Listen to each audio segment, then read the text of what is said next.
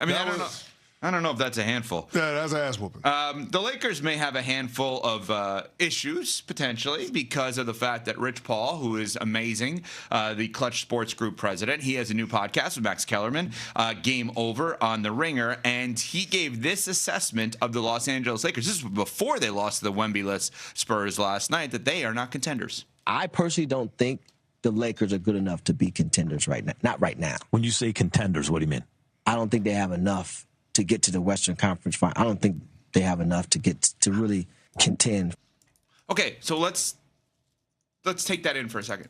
While that is not necessarily a bold statement because of the fact that Oklahoma City is just unbelievable. They won by, 48 last night, 49, and they were up as many as 53 in the quarterfinal game against the Suns. They won 138-89. Yeah. You have Oklahoma City. You have Denver. You have Houston. I think everybody would say in a big moment those teams are probably better than the Lakers. So saying they're not, and maybe even San Antonio when fully healthy, maybe. Saying they're not contenders for the Western Conference Finals is not really a bold statement. But when LeBron's closest public ally says that, it creates some waves of, why are you there then, LeBron James? Because you enjoy playing basketball, and he's still playing at a high level. He was 2 assists shy of a triple-double last night. And this guy's in his early 40s. Did you see that tomahawk dunk he had on Luke Cornett in the second quarter? He's still smiling at him. Yeah. I mean, listen, it's incredible. Scratch that. It's a damn miracle that LeBron James has been able to maintain this level of play for so long. I'm not saying why you're playing. I'm saying why you're playing on that team, I guess. If you're not going to compete for a championship. Yeah. Yeah, I agree with Well, that. his home is in Southern California. His son is on the organization. He plays for the Lakers. His other son is at Arizona. He'd like to be in proximity to his family. Comfortability matters a hell of a lot at this stage in your life. And I get it. Perfect world, you'd be able to have the location that you want and compete for a title. But the latter is just not going to be possible, especially when you consider what the Oklahoma City Thunder are doing. Last year, OKC set the record for point differential when it comes to margin of victory, and they're beating that mark or outpacing it this year. They matched the Golden State Warriors team in terms of wins through the first 25 games in the year that Golden State went 73-9. Mm-hmm. So when it comes to the bar to clear and your proximity to that, if you're on that Lakers team, you realize you're not close. The Lakers were one and done last year after finishing third in the Western Conference, and guess what? The reality of the situation is this. They're going to be the fourth best team in the West at best this year, and they're probably going to be one and done.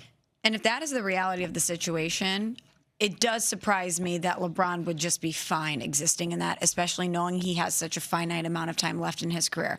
I know it is a legacy organization, not only just in the NBA and all of sports. I know his family is there. His business interests are there. His son is in the organization. Everything that you just mentioned does carry a lot of weight. But I think from a fan's perspective, you think about this being the second greatest player of all time, someone chasing ghosts, someone trying to add to their legacy, especially at this time of the year when or a time of his career when he's still playing at a high level, and you think, do you really want to put all that effort into what will ultimately be a less than championship effort from your team? Here's the thing that I'll say, and this is, when we have conversations like this, it illuminates the fact that we don't love LeBron as much as we love Michael. Because I remember when Michael Jordan went to the Wizards, and we weren't questioning why he would go to an organization or a team that couldn't contend for a championship. Everybody just wanted to see him play basketball because they recognized how great he was. We're only scrutinizing LeBron. We scrutinize LeBron James in a way that we don't do with the other all-time greats. Hell, we didn't do that with Kobe Bryant. Now, I get it. It's a different set of circumstances because Kobe's 2 decades-long career, he stayed with one team. But when Kobe was in those final years with the Lakers, we knew he wasn't winning a championship. Didn't stop me from wanting to watch Kobe Bryant play. Yeah. So we're doing this thing with LeBron James, and I think that it's, and I'm not a LeBron James defender by any means, but I feel like it's a bit unfair to treat him this way, especially with how good he still is.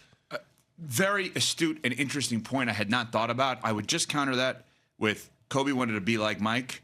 LeBron wants to beat Mike. Totally different, right? Kobe's last year is playing in basketball. It's the verses. It's the verses. Kobe was desperate and was amazing at putting the and between he and Michael. LeBron wants the verses. So the verses means there's one number, and it's 6. Whether it's fair or not, that's how we look at it. Well, it don't matter because the Lakers he ain't getting a 6. Ain't going to help him get to the 6. They can't defend the 3. They can't make threes.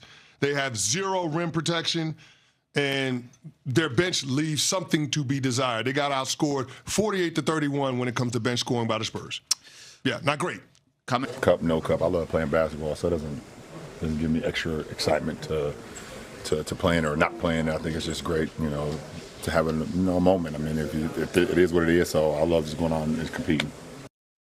Kendrick Perkins here now to break down this NBA Cup action. Look, Perk, I'm impressed with San Antonio. Pull off the road win, 9-3 without Wemby this season. Who saw that coming? What did you see from the Spurs without their best player?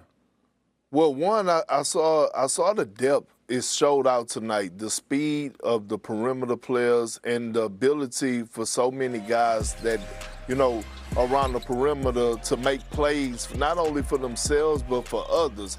I already knew that this kid, Dylan Harper, was going to be special. He came in tonight, had 13 points off the bench. But the growth of Stephon Castle, right? The maturity to be able to go out there and get his and get 30 and have 6 assists, making guys around him better. And then we saw Keldon Johnson. He come in, he was in double figures off the bench. I was impressed with the depth. I was impressed with the style of play. I was impressed with the trust that they have in one another. When you look at it, 25 assists, and they shot, 45%, from the three-point line. Yeah, and by the way, Wemby, he's been doing 5-on-5s for the last couple practices. It's going to get scary. Working his way back. Hopefully, maybe be there to play OKC on Saturday for the semis. That could be incredible. Now, meanwhile, the Lakers, they dropped 3 of their last 5. Despite the loss, we saw LeBron turn back Father Time. He had that poster over Luke Cornett. What do you make of this 40-year-old? Well, I'm jealous because he's still doing this, and I'm doing the second part of my life and my second career. But we know Bron has this in him every now and then, but we can't expect this every night. But guess what? He was fired up afterwards, right? Look at him. Look at the yell. Look at the passion. But again, these are the numbers that I expect out of LeBron James this year. 19 points, the 15 rebounds. Now, that's impressive. We know that he's going to drop dimes, but he has shown us this season that he's willing to take a lesser role to Luka Doncic and Austin Reeves.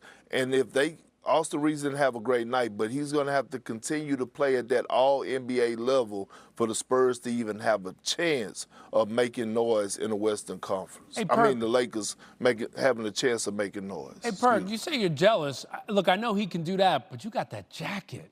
You see it? You want one? I want one. Yes. You want one? Hey, look, this is a limited edition. Shout out to Sam Preston, Oklahoma City Thunder. I'm an alumni from over there, so they sent that to me. I like that. I'm gonna wear it every Wednesday. I like that, Perk. Size large. I like that, Perk. Right. Much appreciated. Appreciate you. Man.